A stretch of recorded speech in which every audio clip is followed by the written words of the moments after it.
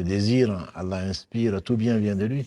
Ce désir donc de passer de la théorie à la pratique et surtout d'aller à l'essentiel, qui nous a dicté donc ce choix-là. Et puis, comme tu l'as si bien dit, qui dit masjid parle de sujoud. Et donc, ce n'est pas, il n'y a pas de hasard. Et Allah a donc préféré les endroits où on se prosterne devant lui. Rappelons-nous, juste avant une digression avant de répondre à ta question, rappelons-nous que c'est ce qui a honoré Adam alayhi salam.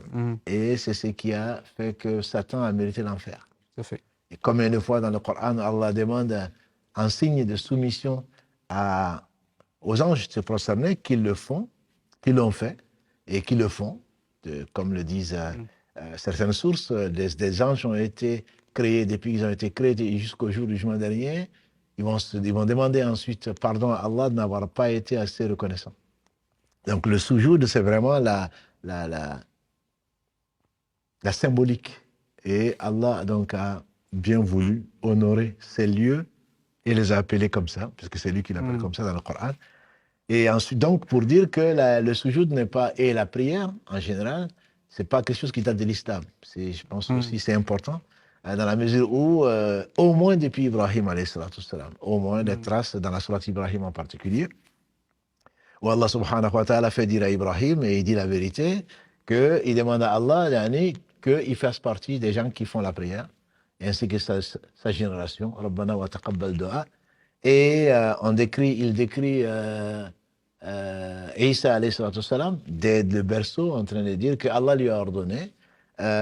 Il décrit Yahya pareil, et il parle des Banu Israël de faire de leur maison donc des endroits pour faire la prière, etc. Donc la prière est naturelle, je dirais. Et sans parler de cette forme qui est définitive, que Allah a aimé, qu'il a instaurée, puisqu'il a parfait sa religion, avec l'envoi de Mohammed sallallahu alayhi wa sallam, tout dans les cieux et la terre loue Allah, c'est la prière. Tout fait sa prière, même si on ne comprend pas leur façon de prier. Donc la prière est le droit absolu d'Allah, et comme tu l'as bien dit, c'est le deuxième pilier.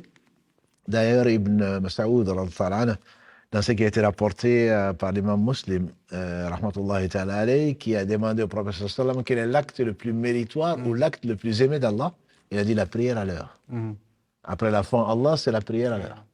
Et ta remarque est très juste, qui est le fait que c'est le seul pilier parmi les 5 que nous connaissons tous. C'est le seul pilier qui a été ordonné à la Mecque. Et d'ailleurs, on dit qu'avant d'atteindre ces 5 piliers, ces 5 plutôt prières obligatoires, qu'il y en avait qu'un deux, un le matin et le soir. C'est ce que rapportent en tout cas les sources anciennes, que comme avant l'islam, c'était un le matin, une prière le matin et une prière le soir, et que Allah subhanahu wa ta'ala a voulu donc honorer cette communauté et lui donner cette opportunité exceptionnelle de se retrouver en face d'Allah subhanahu wa ta'ala au moins 5 fois par jour. L'histoire, elle est connue, et également, l'une des caractéristiques, c'est que toutes les autres formes d'adoration ont été révélées par l'ange Gabriel, alors que la prière a eu cette particularité d'avoir été ordonnée directement par Allah au prophète Mohammed sallallahu alayhi wa sallam lors de son voyage nocturne, Isra al-Mi'raj, donc juste avant, 13 mois d'après certains, avant donc son émigration. Et c'est dire son importance. Dire son importance dans la mesure où Allah subhanahu wa ta'ala dit souvent dans le Coran « Wasta'inu bis-sabri was-salah » prenez les moyens de vous aider par la patience et la salah. Donc cette salah, pour finir la définition, là en arabe, c'est aussi dua. C'est aussi dua. Mais sur les 90 versets du Coran où on parle à peu près de salah, la plupart, à part 4 ou 5 versets, la signification de la salah, c'est effectivement ce que l'on comprend en tant que pilier. Il y en a d'autres qui veulent également dire des invocations, comme classiquement et pour cause. Allah nous dit dans la sourate Al-Ahzab, verset 56, « Inna Allah wa malaikatahu yusalluna ala nabi » Donc Allah et ses anges prient sur le prophète alayhi salatu salam. J'ai déjà entendu, c'est comme des rak'ahs. Voilà. Donc ce n'est pas dans cette forme-là, c'est de faire des invocations. Et également, huwa alladhi yusalli alaykum wa malaikatahu, dans la sourate 33 encore, verset 43, Allah, donc surat Ahzab, pour faire plaisir à le frère Abdelaziz qui a demandé le nom de surat. Donc surat Ahzab, surat numéro 33, verset 43 et verset 56, parmi les 4 ou 5 exceptions où on parle de salat. La salat, c'est le dua en général, mais plus particulièrement la forme de soumission à Allah manifestée qui commence depuis le takbirat al-ihram jusqu'au salam. Mais ça, on y reviendra, Inch'Allah. Donc cette forme de prière, le prophète sallam, donc on disait qu'il appelait ses compagnons, il n'y avait pas d'adhan, il n'y avait pas l'appel à la prière, et donc ils se cachaient. Et dans l'islam horrible, et l'islam a commencé étrange, et les gens se cachaient dans la maison d'Arkam ibn Arkam pour prier Allah subhanahu wa ta'ala, on dit le matin et le soir. Et quand il a été éprouvé, il a été le plus éprouvé des hommes, il a perdu si quelque chose lui appartenait. Et donc, notre mère Khadija, Allah l'a rappelé. Il a perdu également son oncle Abu Talib. Et donc, Allah l'a invité au-dessus de ces cieux. Et c'est pour ça qu'il faut comprendre l'esprit de la prière pour l'aimer et pour l'apprécier. Puisque, en cas de difficulté et le recours reste toujours à Allah, Allah l'a invité, c'est une invitation, au-dessus de ces cieux pour lui ordonner donc la prière. On ne va pas reprendre l'histoire d'Isra wal Mi'raj, mais juste pour dire que quand ils sont arrivés au 7e ciel, ils ont rencontré Ibrahim alayhi salam, son aïeul, et l'ange Gabriel lui a dit, toi vas-y, tu as été invité, moi personne, celui qui dépasse cet endroit va avoir ses ailes brûlées. Et lui il a rencontré son Seigneur et rien ne lui ressemble, subhanahu wa ta'ala, et qui lui a donné en retour, il a fait voir le paradis, l'enfer, il a donné en retour en cadeau 50 prières par jour. Et donc 50 prières par jour, et je dirais, c'est celui qui sait ce que c'est que connaît la prière, apprécie vraiment le cadeau de la part d'Allah subhanahu wa ta'ala. Et en descendant, et Allah est miséricordieux, au 6e ciel, au retour, il a rencontré, comme à l'aller d'ailleurs, il a rencontré Moussa, alayhi salatu salam, qui lui dit, il y a mon frère Mohammed, il y a Mohammed, qu'est-ce qu'Allah t'a donné comme cadeau? Si Allah avait voulu, il n'aurait pas su. Mais Allah lui a fait connaître qu'il a donné un cadeau, et donc Moussa a demandé, comme il rentrait en compétition avec lui, puisqu'il dit, voilà un jeune qui est venu après moi, à l'aller, et qui aura plus d'adeptes que moi.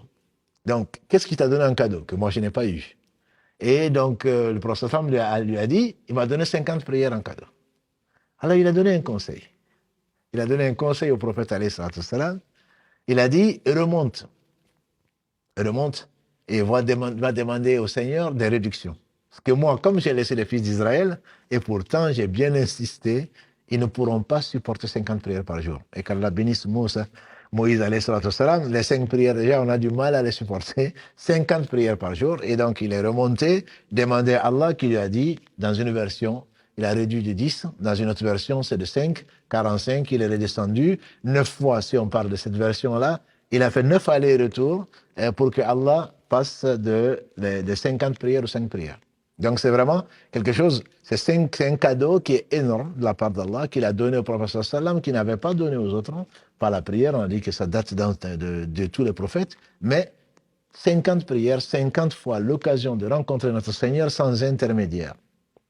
Donc qu'on soit en face de notre Seigneur, et le prophète sallam n'a-t-il pas dit, et on en avait peut-être parlé, quand vous priez, ne crachez pas devant vous, vous avez Allah en face. Voilà. Ne crachez pas à droite, vous avez un ange. Si vous devez vraiment cracher, je ne parle pas bien sûr de la moquette, quand il n'y a pas de moquette, si vous devez vraiment cracher, alors crachez sous vos pieds ou à gauche.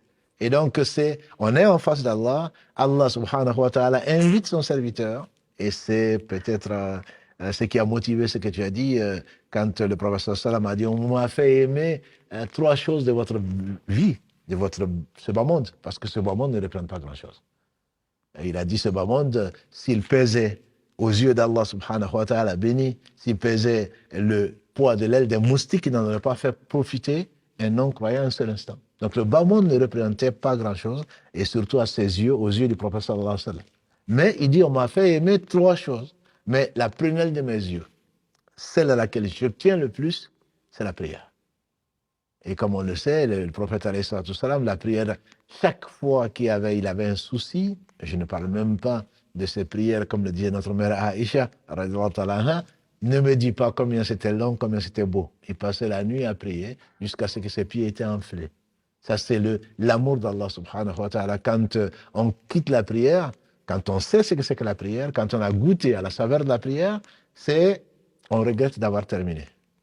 Quant à nous, salam alaikum, enfin j'ai fait la prière. Alors que là, quand est-ce que je vais arrêter? C'est peut-être un des secrets pour lesquels on continue à invoquer Allah. On finit quand même par arrêter. Donc en commençant par le takbir et en finissant par le salam.